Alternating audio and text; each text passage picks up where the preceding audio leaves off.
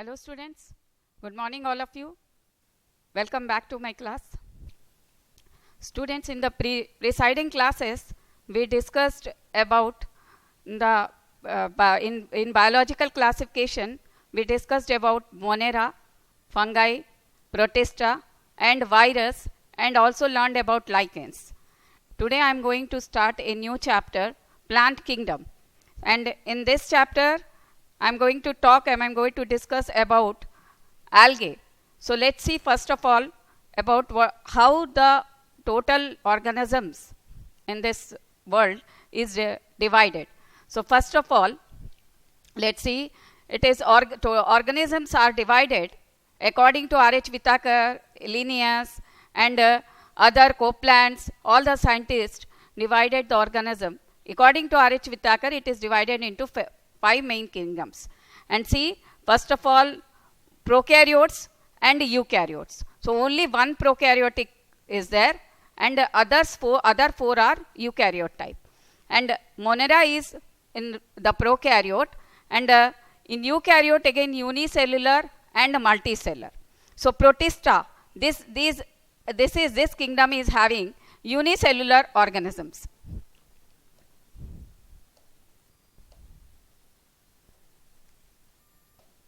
And some are multicellular. So in the multicellular again, with cell wall and without cell wall. So in with cell wall, again some are phototropes and phototropic, that means they can synthesize their food, and some are heterotrophic, they cannot synthesize their food. And the which they synthesize their food, they are called plantae, because all the plants mostly plants are having chlorophyll, and with the help of this chlorophyll they can synthesize the food. And heterotrophic with cell wall. With cell wall, heterotrophic is considered as fungi. Fungi are having cell wall, and we all know that the wall is made up of chitin and it is heterotrophic. And the mode of nutrition also we learned that fungi shows saprophytic or parasitic or symbiont. That type is put under. So all the heterotrophic which is having cell wall, that is fungi. And without cell wall, animals do not have cell wall. So this is how the whole organisms are divided. Now next see, in the second slide we can see that the kingdom plantae which is autotrophic, it is again divided into 2 main subkingdom. One is cryptogamy and the second one is phanerogamy. What is cryptogamy? The non-flowering plants. The plants which do not have flowers, non-flowering. All non-flowering plants are kept in cryptogamy. And phanerogamy. Phanerogamy means this is having flowering plants. So if flowers are not there, seeds are not there, and so this type of plants are kept in the non-flowering cryptogamy. And phanerogamy, seeds are present, flowers are present, and the basis on that again the phanerogamy is also divided. So spermatophyta is again divided into gymnosperms and angiosperms. Sperms, these are spermimid seeds. In gymnosperm, seeds are naked seeds. And in angiosperm, seeds are, ovule turns into seeds. So ovule is having wall, that is called angiosperm. If ovule is not having wall or it is not covered, that is put under gymnosperms. So according to that, the phanerogamy, the flowering plants, is divided again into spermatophyta, and this spermatophyta is having 2 types. Subdivision is gymnosperms and angiosperm. And if you see the cryptogamy, the non-flowering plant, it is again divided into 3 divisions. 3 main division, that is thallophyta, second is bryophyta, and third is pteridophyta. We will discuss about this very separately about each. If we see thallophyta, why it is called thallophyta?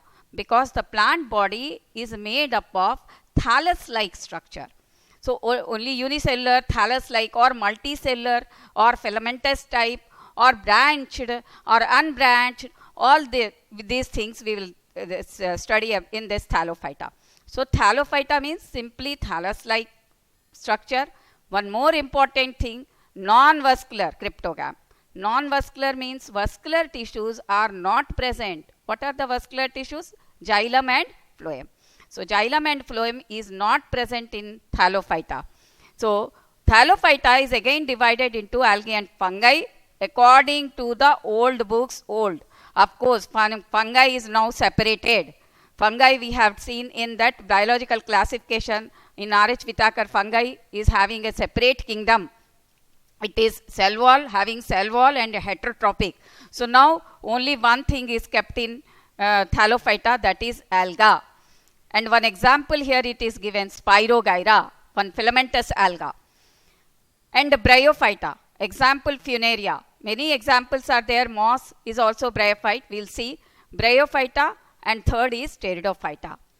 And Bryophyta is also not having vascular tissue system. So in vascular bundles, vascular tissue system is absent, tissue absent in Bryophyta and Pteridophyta. So it is known as Atracheophyta. So these are called Atracheophyte. The cryptogamy which is having vascular tissue system, that is Pteridophyta. So from this part, this Pteridophyta vascular tissue system started. So it is the such type of plant higher which looks like higher class. So in between Pteridophyta and Angiosperms, Gymnosperms is also there. So from Pteridophyta vascular tissue system, xylem and phloem is started. And next comes Spermatophyta, which is having Gymnosperms and Angiosperms. See here also, all the plants are divided into vascular plants and non-vascular plants. Again, plants with seeds, Spermatophyta, plants with seeds having Angiosperms and Gymnosperms.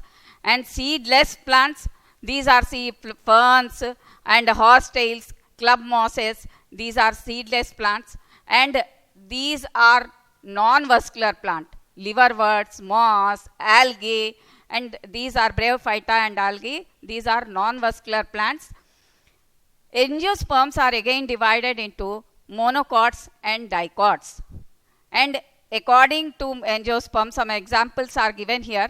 Monocot example, grass, sugarcane, palm, lily, onion, and tulips, daffodils, oryza, rice plant, wheat plant, maize plant, all these are monocots. And dicots, some dicots plants, sunflower, these are having flowers, vegetables, deciduous trees are present.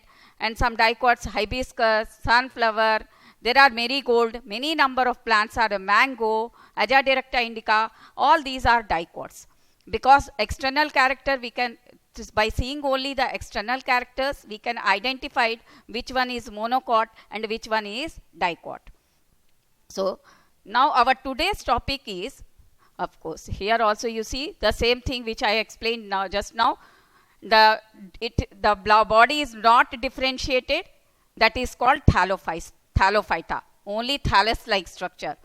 And Thallophyta again it is having algae, all algae, Chlorophyceae, Phaeophyceae, Rhodophyceae, Cyanophyceae, all the algae, class which belongs to class Chlorophyceae.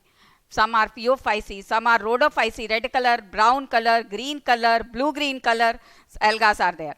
And these are, again, some plants are differentiated. They are having a body, organ system, a plant, organs are present, multicellular body is there. So without specialized vascular tissue, without vascular tissue, Bryophyta. With vascular tissue, Pteridophyta. And Phanerogamy also with vascular tissue. But these produce seeds and Pteridophyta do not produce seed. That is the only difference. In Pteridophyta, no seeds. But in Phanerogamy, which is flowering plants, so these are having seeds. Seeds are present in Phanerogamy. And naked seeds if present, that is Gymnosperm. and it bears seeds which are covered, that is called angiosperm. Now our today's topic is, today we are going to discuss about alga. Let's see what is alga. Actually, the study of alga is called phycology. The study of alga is called phycology.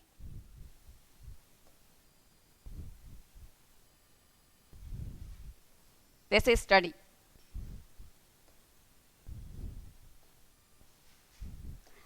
And father of alga, Fritsch. Father of algae.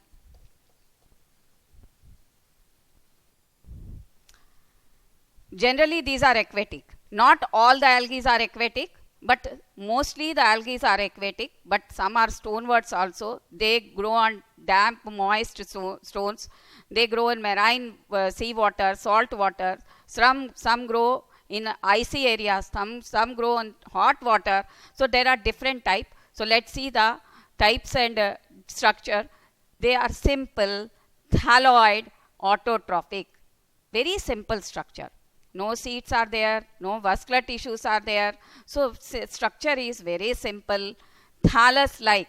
Body is not differentiated. What is the meaning of thallus? Thallus I am telling. Thallus means body is not differentiated into root, stem and leaves.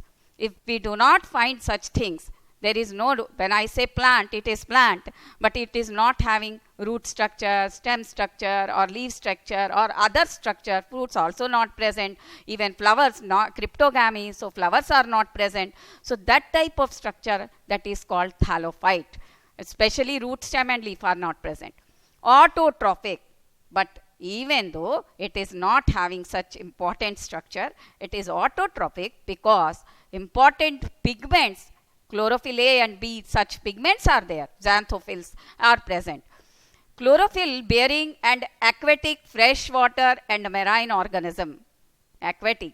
Aquatic means water. They live in, mostly they live in water.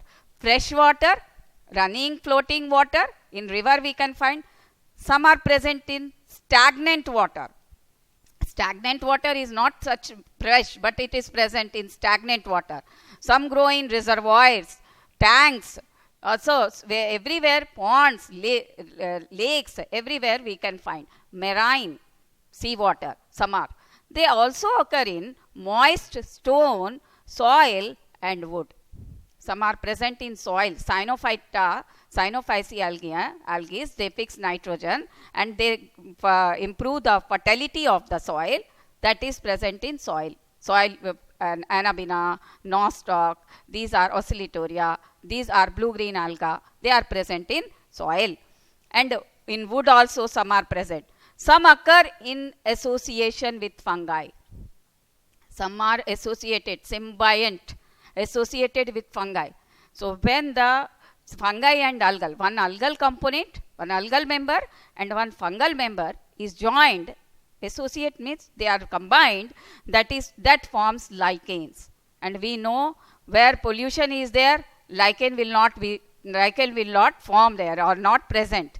So anti-pollution. So lichens, fungi is heterotrophic, they give shelter, and algae is autotrophic, they provide food, they synthesize food. So both of them are living and it is called lichens. Lichens grow on rocks and moist damp places.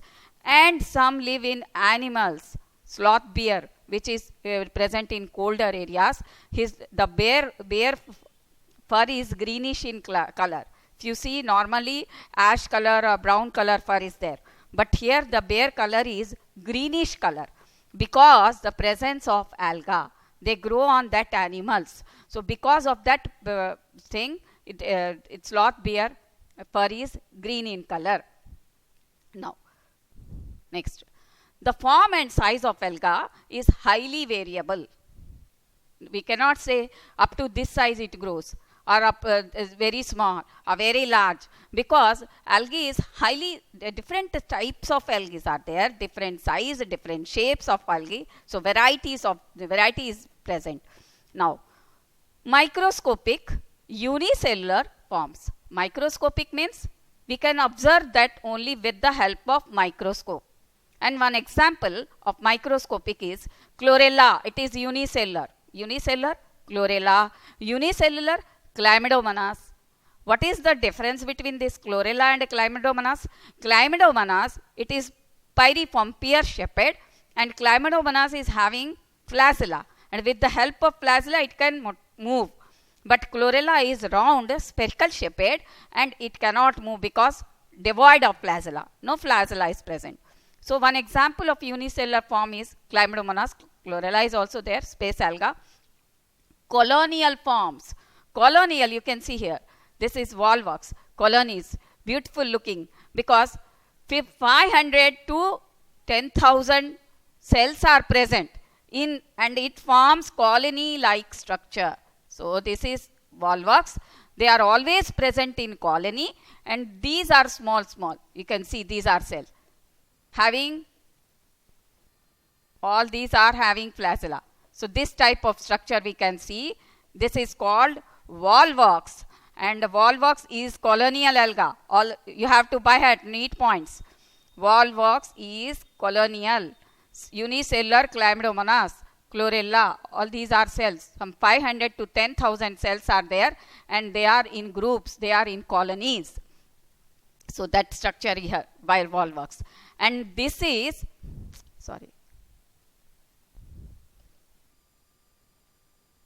this is volvox. And this is chlamydomonas. Chlamydomonas looks like this. This is cup-shaped chloroplast, two flagella, eye, stigmatic eye, and paranoids are present in the chloroplast. So this is chlamydomonas structure. And this structure you can see Ulothrix and Spirogyra. I'll explain. Filamentous type.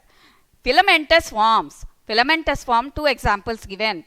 One is Ulothrix and second one is Spirogyra. There are many other. Idogonium. These are all green color algas.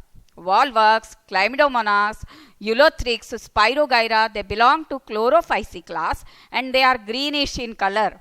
So you can see all are green in color. So these are filament-like. And you can observe in Spirogyra, Spiro means spirally. The chloroplast is present because it is autotrophic. Chlorophyll is present, and the chlorophyll is spirally coiled. So that is called Spirogyra. Hence the name is given Spirogyra. In Ulothrix also, this is also having chloroplast, and you can see these are like coupe, bogies. Even this is also. Structure is like this.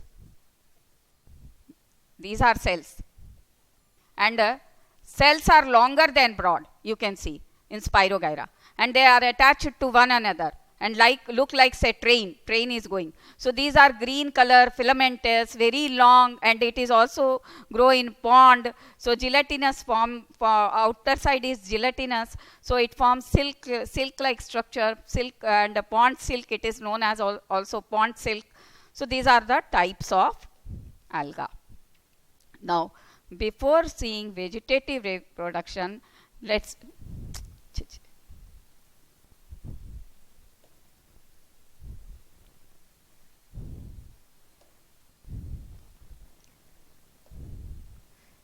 so before vegetative reproduction, we will discuss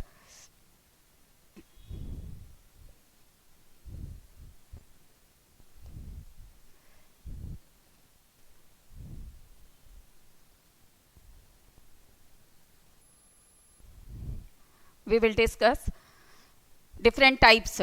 Some grow in ice, that is called cryophytes. They grow in very colder region in ice. One example is there, Chlamydomonas.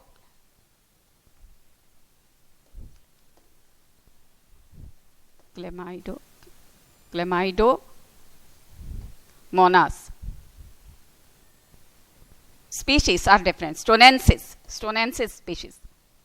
I don't know whether it is there in your book, but Stonensis is a species which grow in ice, and some grow in hot area. Thermophyte. Thermophyte means they grow in hot water, hot springs. And example, Oscillatoria. Oscillatoria. Some grow on plants, epiphyte. Oidogonium, gonium. Example, Vacheria, cladophora also, but one example is okay. And some grow endophyte. Endo means inside the plants. Epi means on the surface of plant, on plants. And endo means inside the plants. Understood? Inside plants. That means inside the cells of plant. Some endophytes, example, nostoc, Anabaena. They grow in Cycas plant, Cycas corolloid, it is also an important bit, corolloid roots. This Oscillatoria also, it can also grow in Cycas corolloid root. And this nostoc, it is present in Anthocerus thallus. And some are epizoic. And Anabaena is present in Azolla leaves. Some are epizoic. Zoic means, when I say epizoic, they grow on the animals. One example, sloth bear. Fur. Even in mosquito, which is causing malaria, the larvae of the antenna is having algae. Upon the antenna also algae are present. And okay, some grow epizoic and endozoic, cladophora.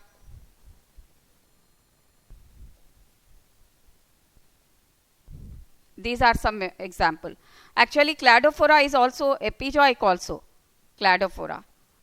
So these are some examples of alga which grow in different places. Other than water, other than stone, stoneworts are chara. Chara is known as stoneworts. And now let's see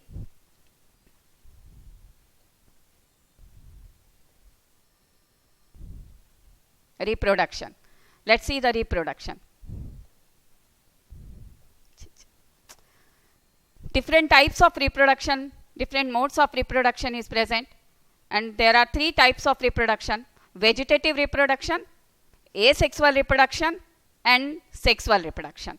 Vegetative reproduction, that means the vegetative parts by fragmentation. If vegetative parts break, suppose Pyrogyra filament is there or Oedogonium filament is there, any part if breaks into fragments, that can grow into an new individual, because in all the cells, nucleus is present, chlorophyll is present, cytoplasm is present. So if any part breaks or it breaks into fragments, into pieces, that can grow into new individual. So nostoc also, even Cytonema, Oscillatoria, any type of algae, fragmentation occurs, that fragment can grow into new plant. Asexual reproduction, we all know it is uniparental, and asexual reproduction takes place by means of spores. Spores are formed inside the sporangia. If zoospores are formed, the mother cell of zoospores are zoosporangia. In the zoosporangium, zoospores are formed. At sometimes favorable condition, zoospores are formed. If favorable condition is not there, suppose temperature or water is not present, unfavorable condition is there, at that time it reproduces by autospores or echinids. There are different types of autospore, oxospore, echinids, different type of spores are there. Thick wall, thin wall type of spores. But zoospores is the most common method, and they are flagellated. Zoospores are flagellated. Here also we can observe these are zoospores and flagella is present, so they can move with the help of flagella. So this cell is forming zoosporangium, and this from this cell zoosporangiums, this is known as zoosporangium, and zoospores are formed. When it reaches to maturity, comes outside, and each zoospore can germinate into new individual. Sexual reproduction, as we know, earlier also we talked about the sexual reproduction, fusion of gametes, two gametes, one male or one female, or iso and iso. So isogametes and isogametes and oogamete, three types of sexual reproduction is present. Now let's see the benefits of alga. What are the benefits? Once again.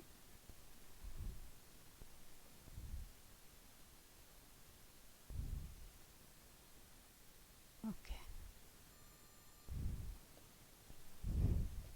Benefits. Through photosynthesis, they fix half of the total CO2 on the earth and increase the level of dissolved oxygen. So, with the help of total CO2 is fixed, oxygen level, simple thing is, because of alga, oxygen level is increasing. And next point, they are primary producer.